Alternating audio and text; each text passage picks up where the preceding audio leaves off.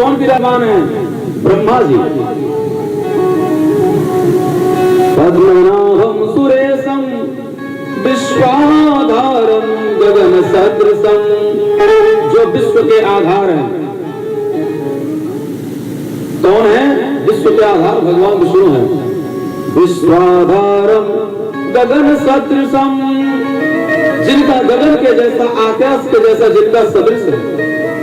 गगन सदृशम मेघवर्णम शुभांगम, जिनके अंग कैसे हैं? मेघों के जैसे, जिनके शुभ अंग हैं मेघों के वर्ण के जैसे। मेघवर्णम शुभांगम लक्ष्मी कांतम कमल नयनम, संस्कृत में कांतम का अर्थ कांत, कांत और कांता, कांतम का अर्थ होता है पति। लक्ष्मी कांतम कमल नयनम, जो लक्ष्मी के पति हैं। कमल नयनम, जिनके नेत्र कैसे हैं? कमल के समान हैं। लक्ष्मी कांतम कमल नयनम योग विदान गम्यम, वंदे विष्णु भव भयहरम सर्वलोकैकनाथम।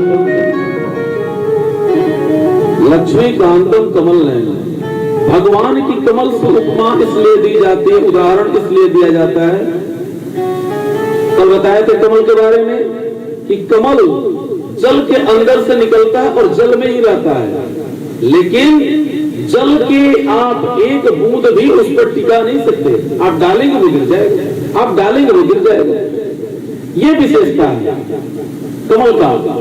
भगवान मायापति हैं।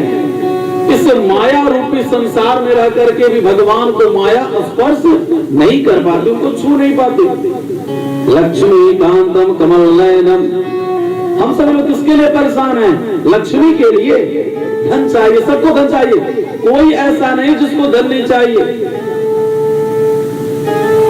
धन सबको चाहिए, लेकिन आप लक्ष्मी के पीछे मत भागिए। लक्ष्मी के पीछे मत भागिए। किसके पीछे आप पड़िए?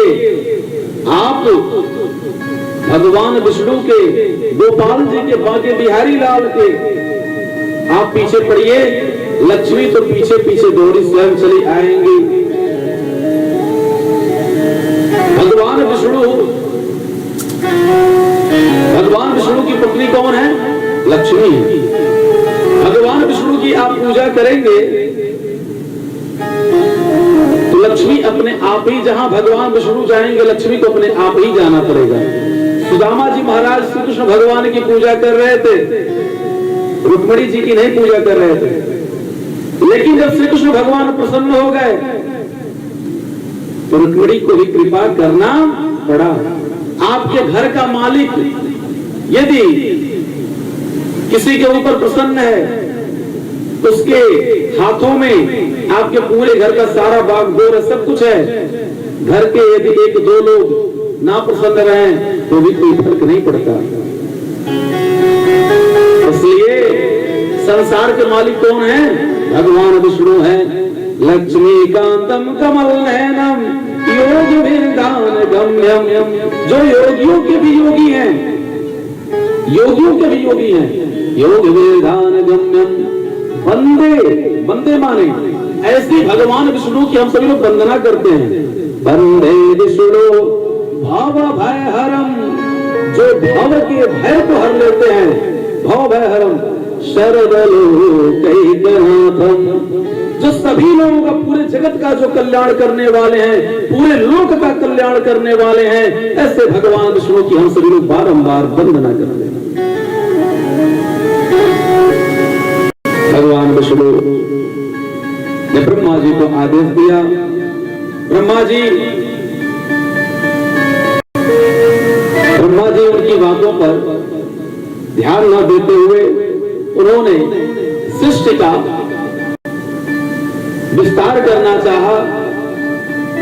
तो आपका जैसा भाव होता है, एक बात ध्यान दीजिएगा, पिता का जैसा भाव होगा संतान वैसी ही उत्पत्ति होगी। माँ का जैसा भाव होगा संतान की उत्पत्ति, माता पिता दोनों यदि प्रेम पूर्वक भगवान का ध्यान करते हुए यदि संतान उत्पत्ति के लिए अपने मन में कामना चाहते हैं, ये जान लीजिए कि निश्चित रूप से भगवान का भक्त होगा और इस संसार में वो ख्याति प्राप्त करेगा। ब्रह्मा जी के मन में आया कि भगवान हमारी बातों पर ध्यान नहीं दिए, उनके मन में थोड़ा सा क्रोध आया। बस उनके इन दोनों भावों के बीच से रुद्र उत्पन्न हुए। रुद्र उनका नाम क्यों पड़ा? एक बालक जो जन्म लिया, जैसे उनके ललाट के दोनों भावों के बीच से तुरंत वो रोने लगा, रुदन करने के कारण उसका नाम रुद्र हुआ। उन्होंने कहा कि पिताजी मेरे लिए क्या बात है, जो आज्ञा हो वो आप कहिए, मैं वो कार्य करने के लिए तैयार हूं। उन्होंने कहा कि सृष्टि का विस्तार करो। सृष्टि का विस्तार जैसे ही वो करना आरंभ किए, भूत प्रेतों को उन्होंने आरंभ कर दिया बनाना। जिन्होंने देखा अरे तुम क्या कर रहे हो, रुको, अभी तुम्हारे अंदर सात्विकता नहीं आया है, सतोगुणता तुम्हारे अंदर प्रवाह नहीं है, इसलिए तुम जाओ अभी भगवान के नाम का भजन करो। श्रीमन्नारायण नारायण नारायण, श्रीमन्नारायण श्रीमन्नारायण नारायण नारायण, श्रीमन्नारायण नारायण नारायण नारायण नारायण।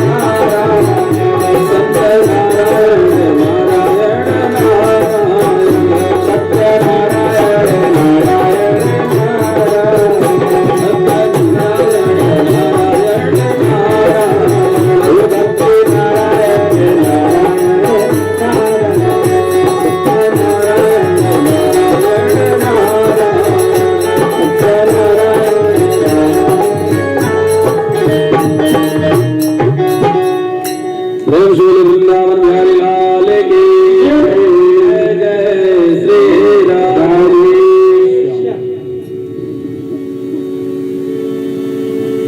रुदन करने के कारण उसका नाम रुद्र हुआ। उसके बाद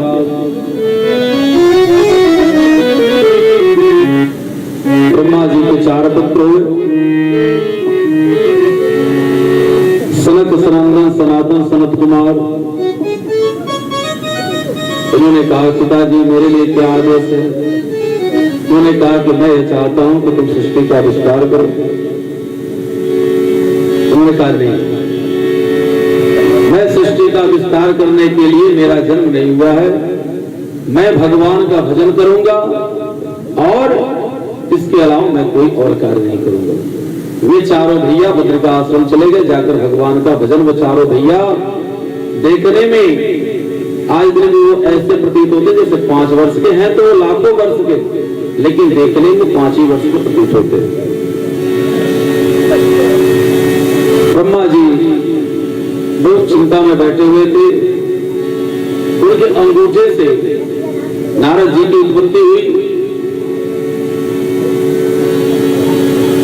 उसके बाद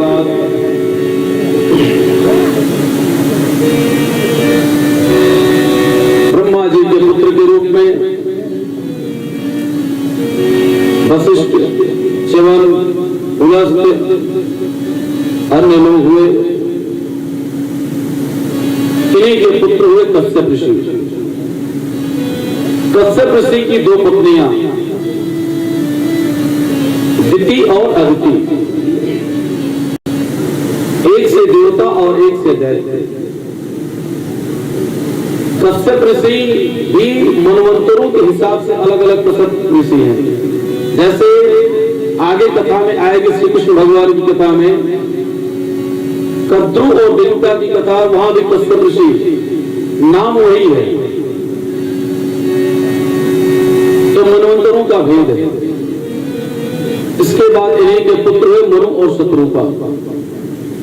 मनु शत्रुपा ने कहा कि प्रभु पिताजी मेरे लिए क्या आदेश है? उन्होंने कहा कि तुम्हारे लिए सृष्टि का विस्तार करने के लिए, लेकिन अभी तो पृथ्वी को हृदयाक्ष चुरा करके ले गया है, इसलिए तुम जाओ भगवान का तपस्या करो। वे दोनों लोग जाकर के तपस्या लगे करने। इधर कश्यप ऋषि की जो 2 पत्नियां हैं, दिति और अदिति, एक समय के बाद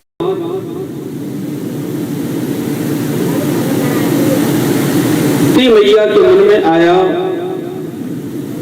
कि हमारी जो सौतन है, उनके जो पुत्र हैं, उनके बच्चे हैं, वे स्वर्ग के राजा हैं और हमारे पास कोई संतान ही नहीं। संध्या का समय था। संध्या का अर्थ होता मिलन, जहां सुबह और इधर जो है रात्रि व्यतीत हो रही हो, रात्रि बीत रही हो, और प्रभात का समय हो, दिन निकलने वाला हो, उस समय आकाश में तारे न दिखाई दें, उसे भी संध्या कहते हैं। उसे संध्या कहते हैं। जहां मध्याह्न का जो समय है, इधर प्रातः कालीन बीत रहा है और सायंकालीन का आगमन हो रहा है, जो मध्यकालीन होता उसे भी मध्यकालीन संध्या कहते हैं। और जहां दिन बीत रहा है, रात्रि का आगमन हो रहा है, उसे भी संध्या कहते हैं। लेकिन इन दोनों तीनों संध्याओं में भेद क्या है? सुबह की संध्या में, प्रातःकालीन संध्या में, उस समय भगवान के गण एवं भगवान स्वयं जो है विचरण करते रहते हैं। और सायंकालीन संध्या में उस समय भगवान भोलेनाथ के जो गण हैं, भूत प्रेत पिशाच, यह सब विचरण करते रहते हैं। इसलिए सायंकालीन संध्या के समय सोना नहीं चाहिए। जो लोग सोते हैं वे जान लीजिए कि निश्चित रूप से अगले योनि में या तो वह कुत्ता होते हैं या वह मगरमच्छ होते हैं, इन्हीं दोनों योनियों उन्हें जाना पड़ता है।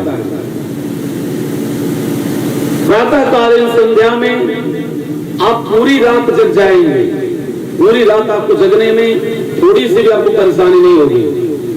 लेकिन 4 से लेकर के 7 बजे तक का जो टाइम होता है, यह सबसे पूरे 24 घंटे में सबसे महत्वपूर्ण टाइम होता है। जैसे अंगूठी होता है, तो अंगूठी में जो ऊपर जो उसका नग होता है, उस नग का जैसे महत्व होता है, वैसे ही 24 घंटे में जो यह प्रातः काल का समय होता है, ब्रह्म मुहूर्त जिसे कहते हैं, सबसे महत्वपूर्ण है।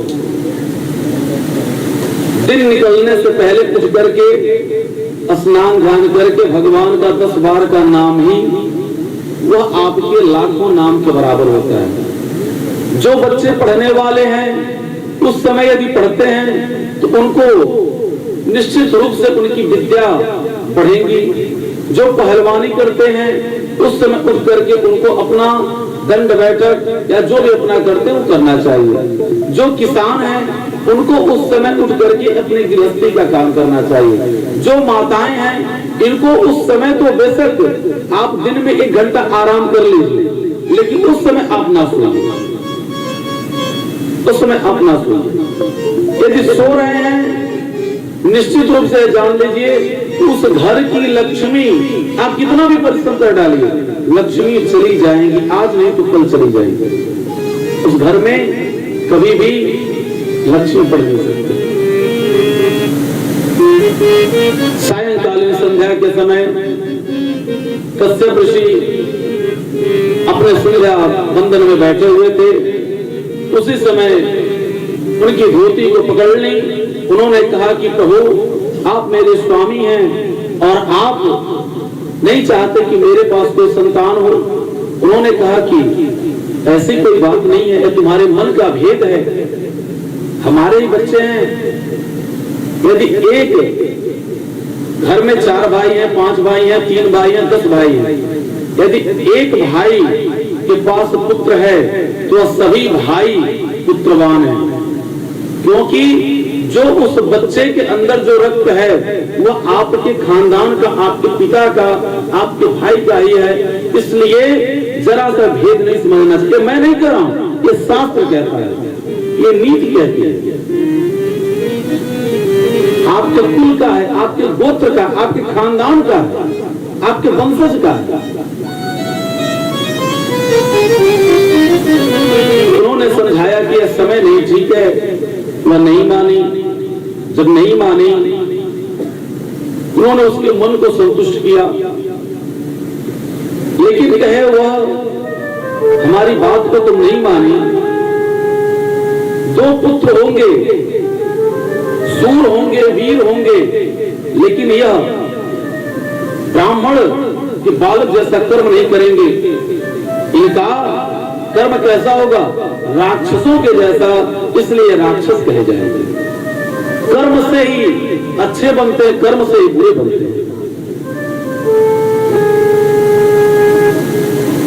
अब यह